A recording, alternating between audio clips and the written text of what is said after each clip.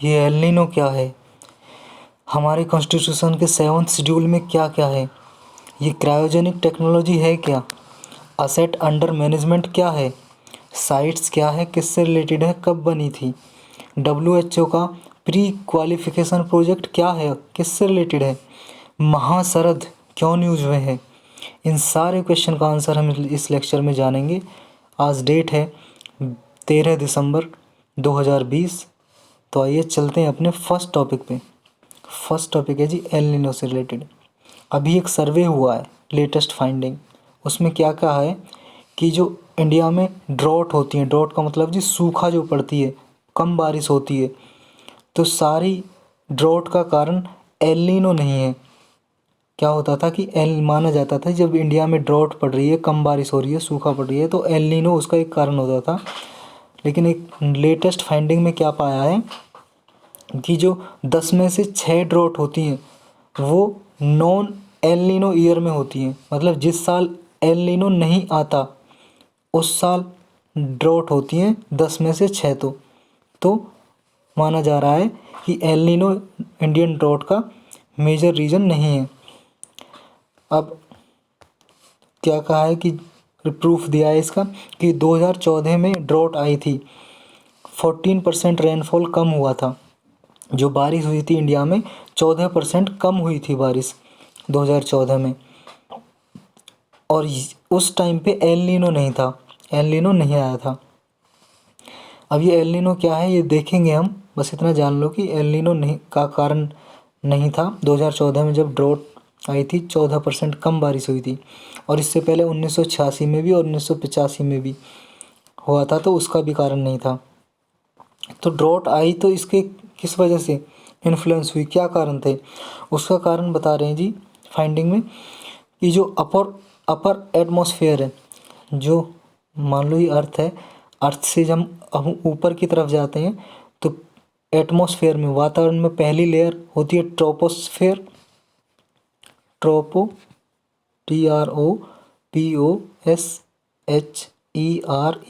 Troposphere.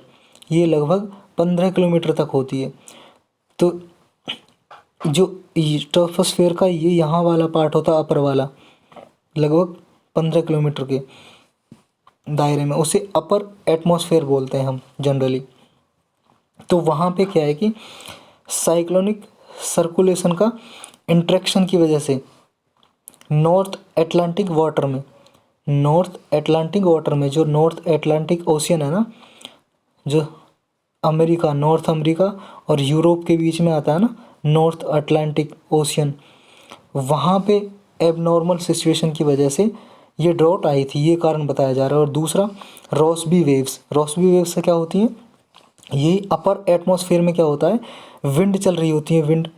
तो क्या है कि यहाँ से एयर करंट जारी होती है, जैसे सरफेस जब वार्म हो जाता है, बहुत गर्म हो जाता है, तो क्या है कि हवा गर्म हो जाती है, तो वो मॉइस्चर के साथ हवा, जो एयर करंट है, वायु जो ऊपर जा रहा होता है, एयर करंट बोलते हैं जिसे, जो ऊपर जा रही होती है, तो ये जब ऊपर जा रही होती है, जो यहाँ पे विंड चल रही होती है, तो इनको पुश करती हैं, तो इनकी डायरेक्शन होती है ना, ऐसे वेव फॉर्म में हो जाती है।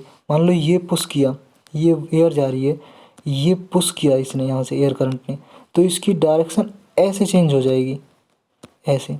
तो वेव फॉर्म सी बन जाती है ये, अपर एटमॉस्फेयर में वेव फॉर्म बन जाती है, विंड ऐसे फ्लो करती हैं। तो इसी को अपर एटमॉस्फेयर में रॉसबी वेव्स का नाम दे दिया, रॉसबी वेव्स। तो ये रॉसबी वेव्स क्या होती हैं, तिब्बतन प्लेटू है ना, जो तिब्बतन प्लेटू कहाँ पे, जो नेपाल है ना, नेपाल से नॉर्थ साइड में तिब्बत है, यहाँ पे तिब्बत का पठार है एक, इंग्लिश में बोलते हैं तिब्बतन प्लेट्यू।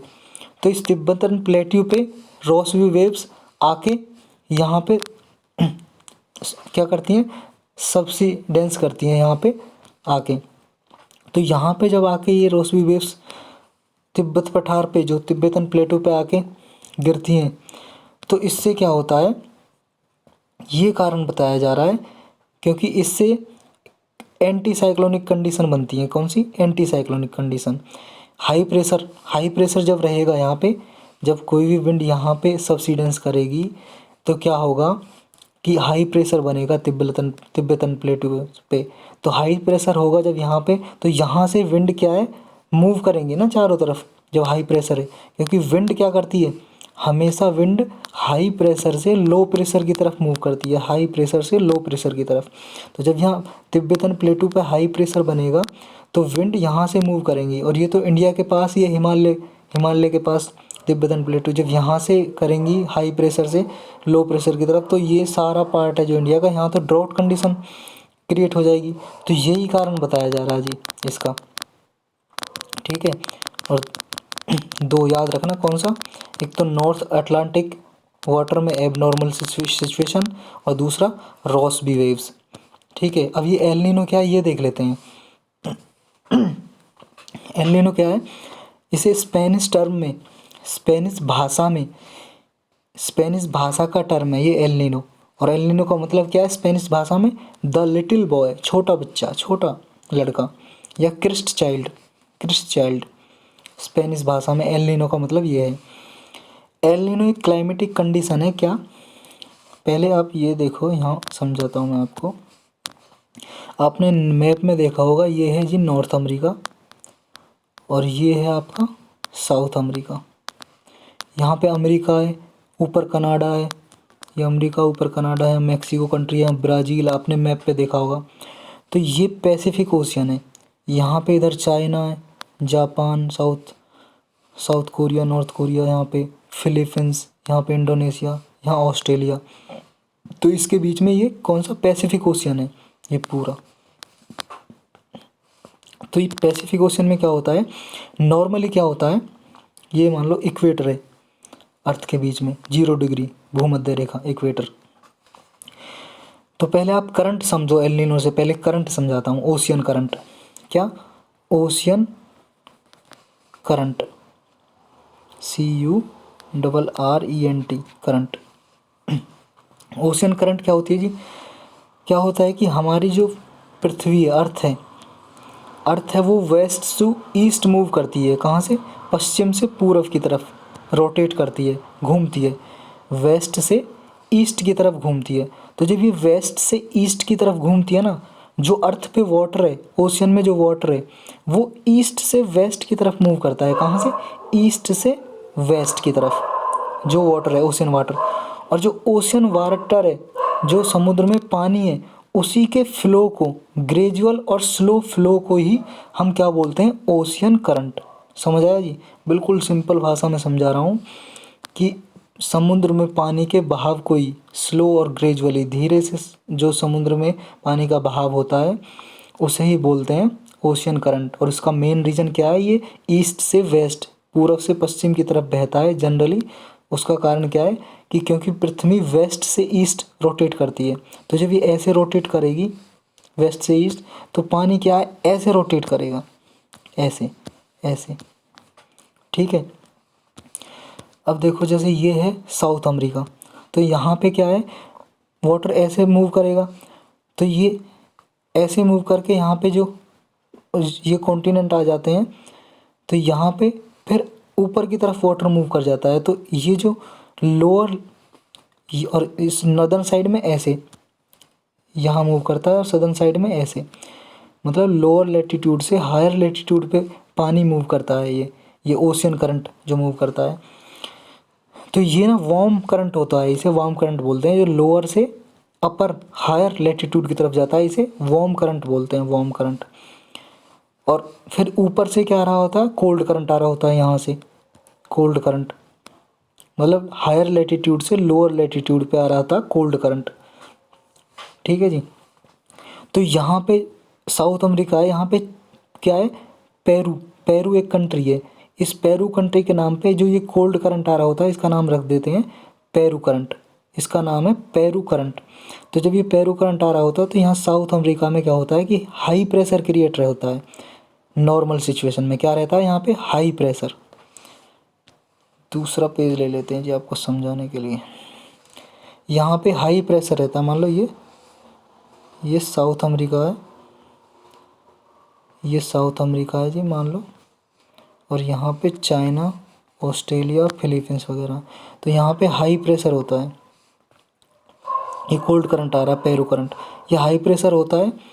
तो फिर क्या होता है इंडिया में, जब यहाँ हाई प्रेशर रहता है तो क्या होता है, यहाँ से जब हाई प्रेशर रहेगा तो यहाँ से पानी लो प्रेशर की तरफ जाएगा, इधर की तरफ मूव करेगा। और जनरली वाटर है जो ऐसे ही मूव करता है ईस्ट से वेस्ट की तरफ। तो जब यहाँ पे पानी यहाँ से मूव करेगा सरफेस से, तो यहाँ पे लूप क्रिएट हो जाएगा, यानी खाली जगह बच जाएगी। तो उस खाली जगह को भरने के लिए जो समुद्र के नीचे वाला पानी है वो ऊपर आ जाएगा। तो इस समुद्र के नीचे वाले पानी का ऊपर आना ही बोलते हैं इसे अपवेलिंग। क्या बोलते हैं? अपवेलिंग। अपवेलिंग। तो इससे हाई, जब ये ठंडा पानी ऊपर आएगा तो और ठंडा हो जाएगा यहाँ पे सरफेस, तो और हाई प्रेशर हो जाएगा। जब ठंडा हो जाएगा तो हाई प्रेशर। तो इससे क्या है कि इंडिया में बारिश उस टाइम पे बहुत अच्छी होती है जब यहाँ पे हाई प्रेशर होता है। और जब एक मान लो नॉर्मल सिचुएशन, तो ये कभी सिचुएशन ऐसी हो जाती है कि बहुत ज़्यादा हाई प्रेशर क्रिएट हो जाता है यहाँ पे, बहुत ज़्यादा हाई प्रेशर, नॉर्मल से ज़्यादा। जब नॉर्मल से ज़्यादा हाई प्रेशर हो जाता है यहाँ पे, तो उस कंडीशन को बोलते हैं ला नीना। ला नीना। ला नीना। और ये जो अब क्या है कि 2 से 5 साल में एक ऐसी सिचुएशन आती है कि उस टाइम पे क्या होता है कि इस यहाँ पे लो प्रेशर क्रिएट हो जाता है। लो प्रेशर कैसे? यहाँ पे वार्म, ये ईस्टर्न साइड में, पैसिफिक ओशियन की ईस्टर्न साइड है ये, और ये वेस्टर्न साइड है पैसिफिक ओशियन की। तो यहाँ पे ईस्टर्न साइड में और सेंट्रल साइड में वार्म करंट क्रिएट हो जाता है। Warm current. तो यहाँ पे वार्म करंट हो जाता है। इसका रीज़न ना अभी ज्योग्राफर भी निकाल नहीं पाए कि किसका क्या रीज़न है, वार्म करंट क्यों हो जाता है। ये 2 से 5 साल में होता है जी ऑटोमेटिक, इसका कोई रीज़न अभी नहीं पता चला है। तो जब वार्म का मतलब है जी गर्म, गर्म हो जाता है। तो जब गर्म यहाँ पे पानी हो जाएगा तो क्या होगा, डाउन वेलिंग स्टार्ट हो जाती है। पहले तो समुद्र के नीचे का पानी ऊपर आ रहा था तो उसे बोलते थे अप वेलिंग। अब यहाँ से सरफेस का पानी नीचे जाना शुरू हो जाता है तो इसे बोल देते हैं डाउन वेलिंग।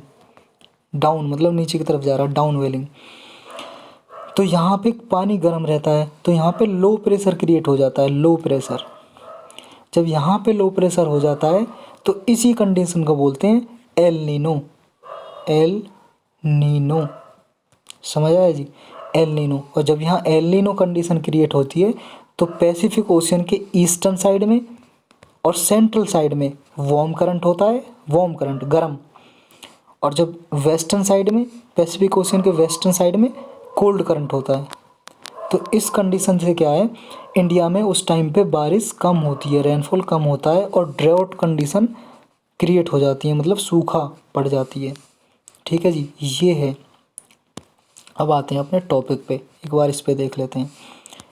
ये एल नीनो क्या है, ये देख लिखा है, ऐसी क्लाइमेटिक कंडीशन है जहाँ पे characterise by high air pressure in the Western Pacific and low air pressure in eastern.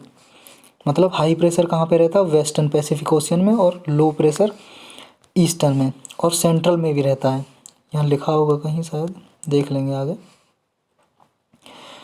अब ये जो लानीना और एल नीनो, ये लानीना और एल नीनो को मिला के बोलते हैं। जब ये सिचुएशन होती है ना, एक बार लानीना कभी एल नीनो, तो इस जो सर्कल होता है, ये साइकिल, अल्टरनेटिव साइकिल, इस साइकिल को भी बोलते हैं El Nino south southern oscillation, ENSO, shortcut में बोलते हैं ENSO, ENSO, ENSO, El Nino southern oscillation. और ये ला नीनो के बारे में भी मैं बता चुका हूँ। लेकिन ला नीनो स्पेनिश टर्म है ये भी। एल नीनो का मतलब होता था लिटिल बॉय, और इसका ला नीना का मतलब है लिटिल गर्ल, लिटिल गर्ल। और इसमें उल्टा होता है, ईस्टर्न और सेंट्रल इक्वेटोरियल पैसिफिक पे क्या होता है, यहाँ पे हाई प्रेशर हो जाता है ईस्टर्न में और सेंट्रल में। और क्या है जी, ये एक बार मैप पे भी देख लो आप, ये देखो, ये है जी आपका एल नीनो का डायग्राम। नॉर्मल सिचुएशन में क्या होता है, यहाँ पे हाई प्रेशर होता है। ये आपका साउथ अमेरिका, ये नॉर्थ अमेरिका है, ये आपका ऑस्ट्रेलिया दिखाई दे रहा होगा। यहाँ पे देखो ये छोटा सा इंडिया अपना।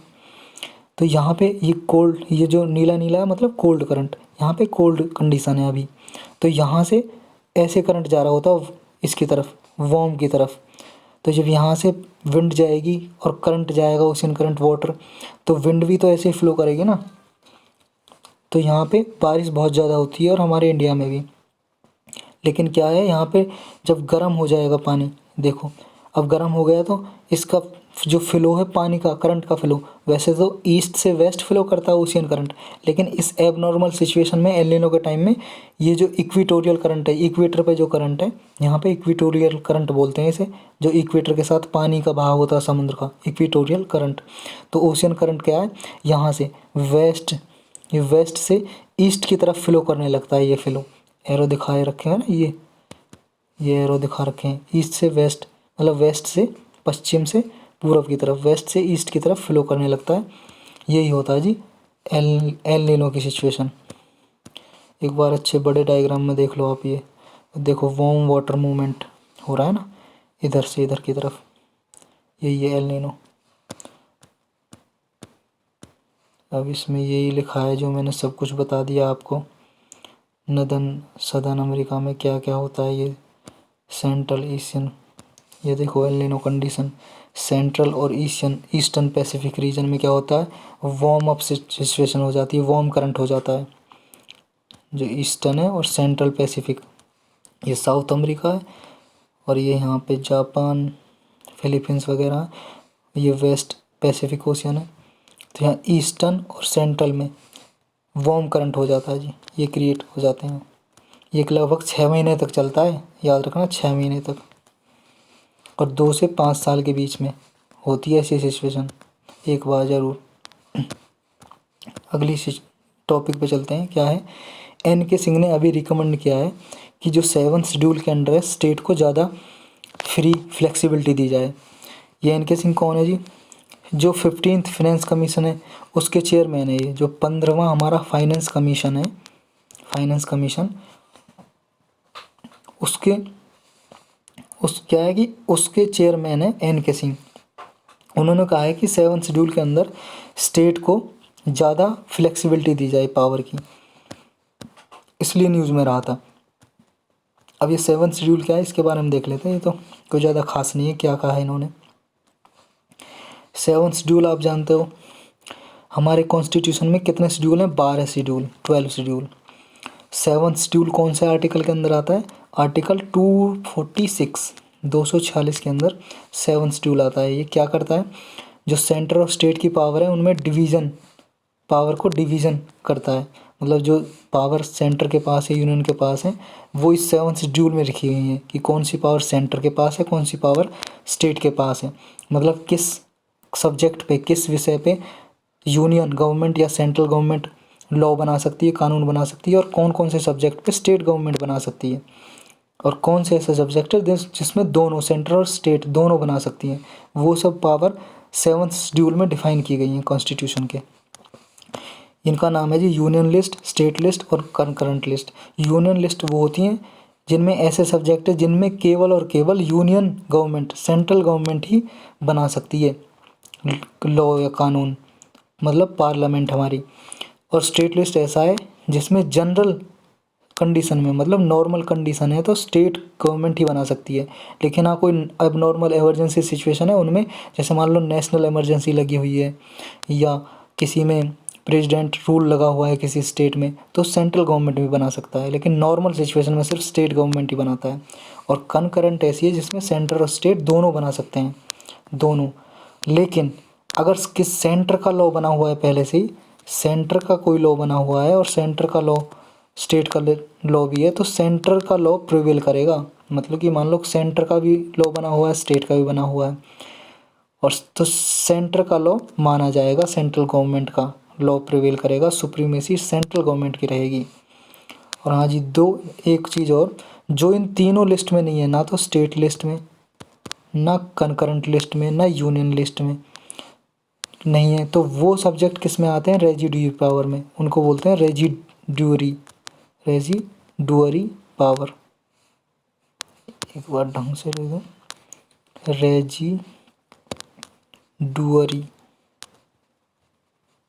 रेजिडुअरी पावर बोलते हैं उन्हें। मतलब जो इन तीनों लिस्ट में किसी में भी नहीं है। तो उन पे सिर्फ सेंट्रल गवर्नमेंट लॉ बना सकती है। याद रखना, रेजिडुअरी पावर किसके अंडर है? सेंट्रल गवर्नमेंट के। सेंट्रल गवर्नमेंट लॉ बना सकती है। बस इसमें इतना ही था। अगला क्या है?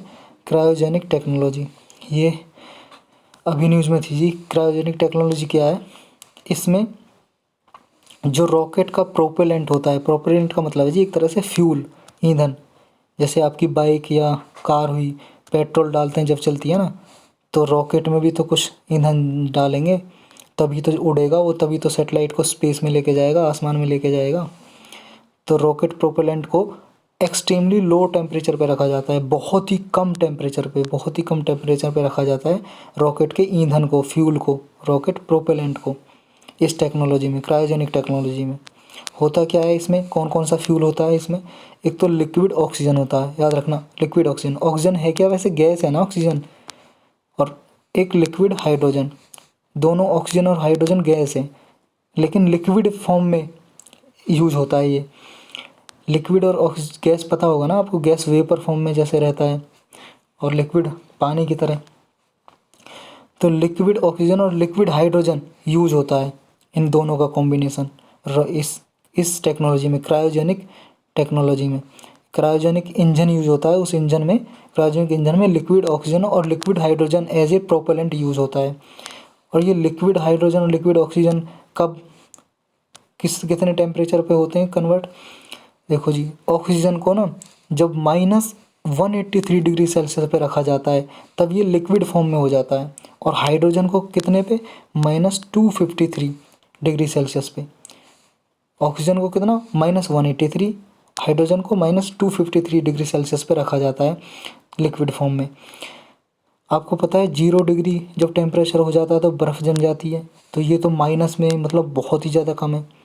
सोच लो कितना होगा जब इतने टेम्परेचर पे रखते हैं। तो जब ऑक्सीजन और हाइड्रोजन क्या है, लिक्विड फॉर्म में हो जाते हैं, तो तब यूज किया जाता है इन्हें।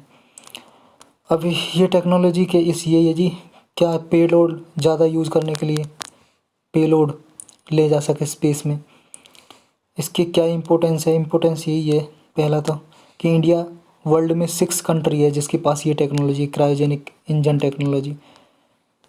बाकी की 5 कौन सी है? एक तो यूएसए है, अमेरिका है, फ्रांस, जापान, चाइना, रसिया, ये 5 कंट्री हैं, और छठी हमारी इंडिया है। इनके पास ही पूरे वर्ल्ड में ये टेक्नोलॉजी है। इसका फ़ायदा क्या है? देखो, इससे इंडिया में जो सैटेलाइट हैं 2500 से लेकर 3000, 2500 से लेकर 2500 से लेकर 3000 किलोग्राम तक के सैटेलाइट स्पेस में ले जा सकता है इंडिया इस टेक्नोलॉजी से। पहले क्या है, इंडिया को यूएसए से मांगना पड़ता था, किसी से अपने कहीं किसी और के रॉकेट से लॉन्च करना पड़ता था सैटेलाइट। तो अब 2500 से 3500 तक अपने ही टेक्नोलॉजी से, क्रायोजेनिक इंजन से, रॉकेट प्रोपेलेंट से स्पेस में भेज सकता है इतने वजन के सैटेलाइट को, 2500 से 3000 के को। 1990 में क्या हुआ था कि इंडिया ने ये टेक्नोलॉजी यूएसए से मांगी थी और यूएसए ने मना कर दिया था कि नहीं भाई साहब आप जाओ, हम नहीं देंगे। ठीक है, इसलिए इंडिया ने ये डेवलप कर लिया अब टेक्नोलॉजी। अब इससे फ़ायदा और भी होगा क्या, कि बहुत ही कम दाम में इसरो क्या है कि ये स्पेस एजेंसी, यही तो सैटेलाइट वगैरह भेजती है इंडिया की, ये एजेंसी है ISRO, Indian Space Research Organisation. तो ये क्या है, बहुत ही कम पैसे में, जो बाकी की 5 कंट्री है उनमें बहुत पैसा खर्चा आता है, और इंडिया बहुत ही कम पैसे में सैटेलाइट को 2500 से 3000 किलोग्राम के सैटेलाइट को स्पेस में भेज सकता है। तो बाकी के देश भी क्या है, इसरो से भिजवाएंगे, हमारे इंडिया से भिजवाएंगे कि हमारा सैटेलाइट स्पेस में भेज दो। तो इससे क्या है कि प्रॉफिट होगा, हमें रेवेन्यू कमाएंगे, पैसा कमाएंगे, कोई और कंट्री भिजवाएगा तो यही है जी इसके फ़ायदे।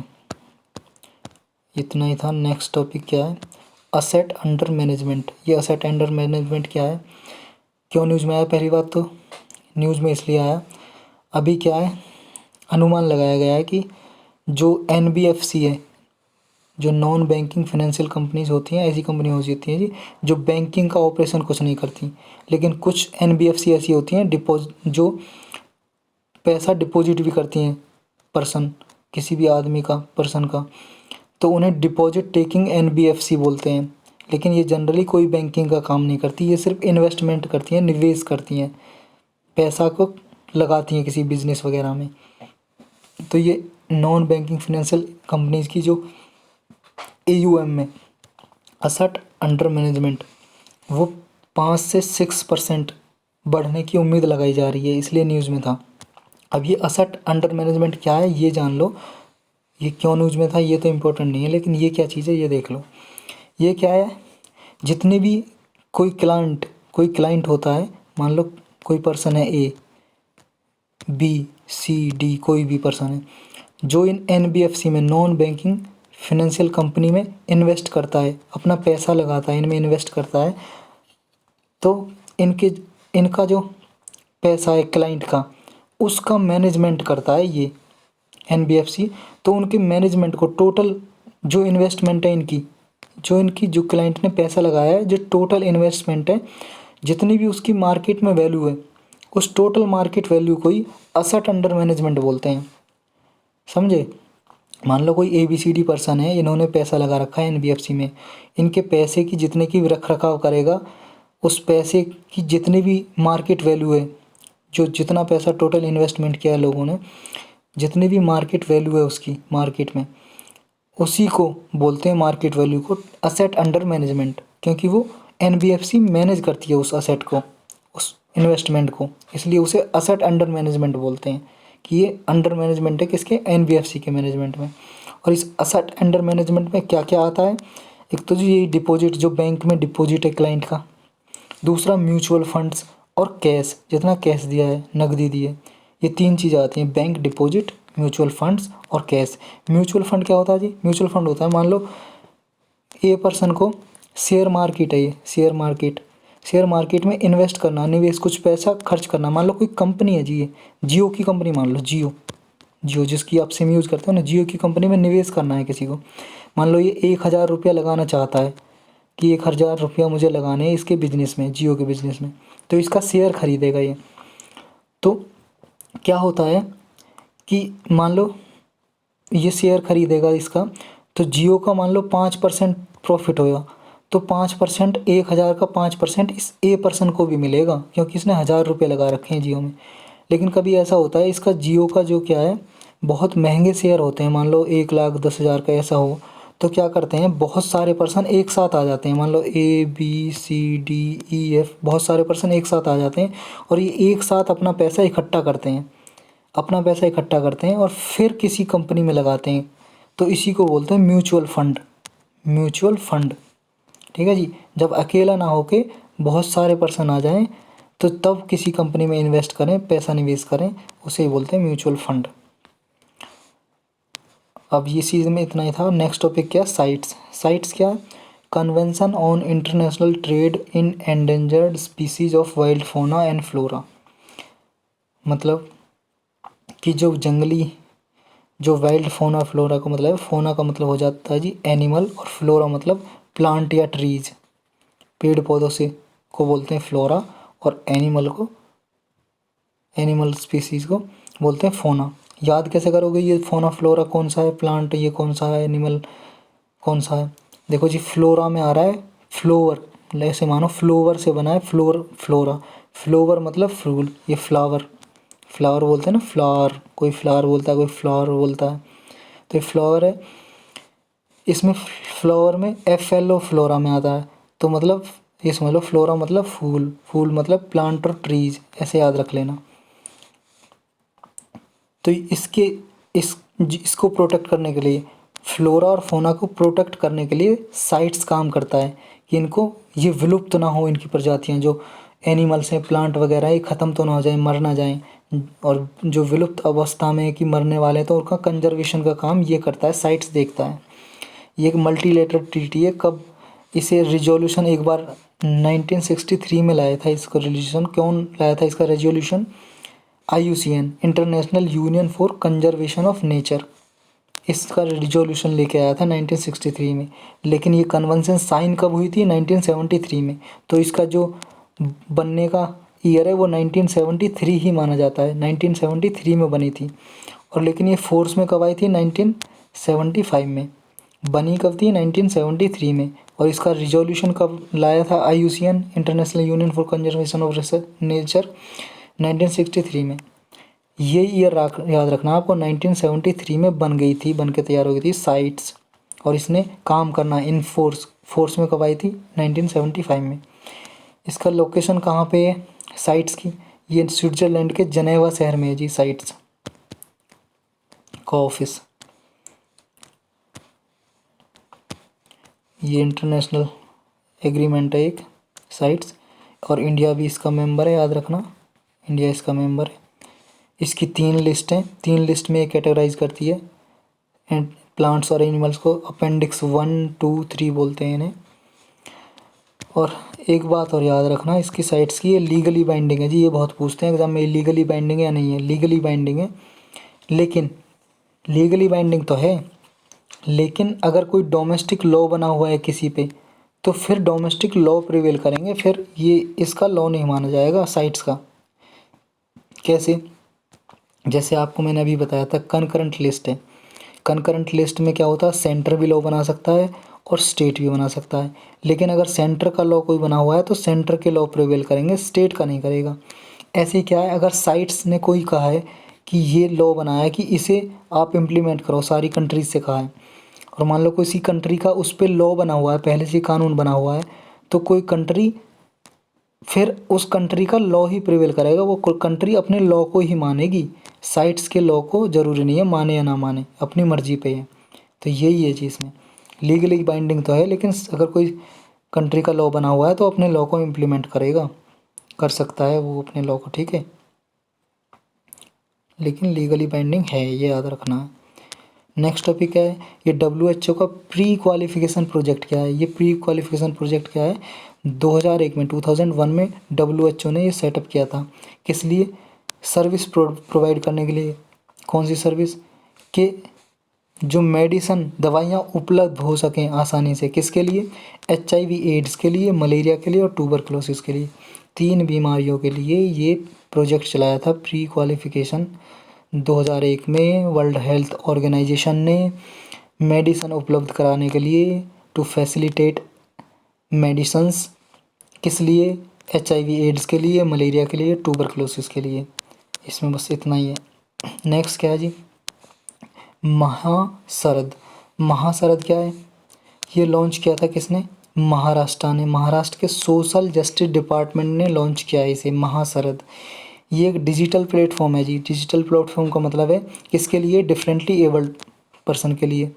डिफरेंटली एबल्ड होते हैं जी, वो डिसेबल्ड को ही बोलते हैं, दिव्यांग भी बोलते हैं, मतलब जिनके हाथ पैर कुछ, आँख वगैरह कुछ ख़राब हैं, लंगड़े वगैरह ऐसे। तो उनके लिए क्या है कि ये डिजिटल फॉर्म में, मतलब इंटरनेट पे ही कोई टूल अपने लिए ले सकते हैं, महाराष्ट्र गवर्नमेंट प्रोवाइड करेगी। कैसे? मान लो किसी का पैर से चल नहीं सकता तो वो व्हील चेयर ले सकता है, महाराष्ट्र गवर्नमेंट उसे व्हील चेयर देगी, पहिए वाली गाड़ी जिस पे बैठ के चल सके। मान लो किसी को सुनाई नहीं देता तो हियरिंग मशीन, सुनने वाली मशीन जो होती है कान में लगती है, ईयरफोन सा, हेडफोन सा, तो वो ये डिजिटल प्लेटफॉर्म पे ही इंटरनेट पे बुक कर सकता है और महाराष्ट्र गवर्नमेंट उनको प्रोवाइड करेगी। तो ये दिव्यांग को, डिसेबल्ड को यानी डिफरेंटली एबल्ड को, दिव्यांग को, आजकल दिव्यांग वर्ड यूज़ करते हैं उनके लिए, दिव्यांग को असिस्टेंस, सहायता, असिस्टेंस मतलब सहायता देने के लिए महाराष्ट्र गवर्नमेंट ने चलाया है महाशरद। महाशरद। आज के डिस्कशन में बस इतना ही था। Thank you very much.